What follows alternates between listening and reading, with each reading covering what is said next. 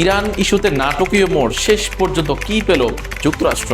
মার্কিন রাজনীতির প্রেক্ষাপটে ডোনাল্ড ট্রাম্প এমন এক ব্যক্তিত্ব যিনি একই সঙ্গে বিতর্কিত, প্রভাবশালী এবং অপ্রত্যাশিত সিদ্ধান্তের জন্য সুপরিচিত।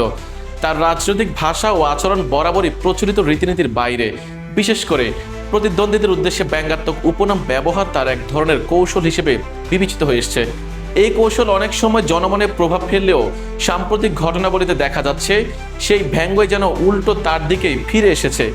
টাকো নামে তাকে আখ্যায়িত করার প্রবণতা এরই একটি উদাহরণ, যা দিয়ে ইঙ্গিত করা হয় তিনি প্রায়ই দৃঢ় অবস্থান ঘোষণা করলেও পরবর্তীতে তা থেকে সরে আসেন। এই সমালোচনার পেছনে যে বাস্তবতা তুলে ধরা হয় তা মূলত তার নীতি নির্ধারণের ধারার সঙ্গে সম্পর্কিত। ট্রাম্পের সিদ্ধান্ত গ্রহণ প্রক্রিয়ায় অনেক সময় হঠাৎ করে কঠোর অবস্থান নেওয়া এবং পরে পরিস্থিতির চাপে তা সংশোধন করার প্রবণতা লক্ষ্য করা গেছে।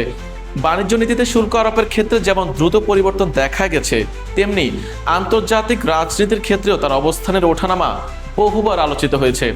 এসব কারণে সমর্থক ও সমালোচকদের মধ্যে তার নেতৃত্বের ধরন নিয়ে দীর্ঘদিন ধরেই বিতর্ক চলছে।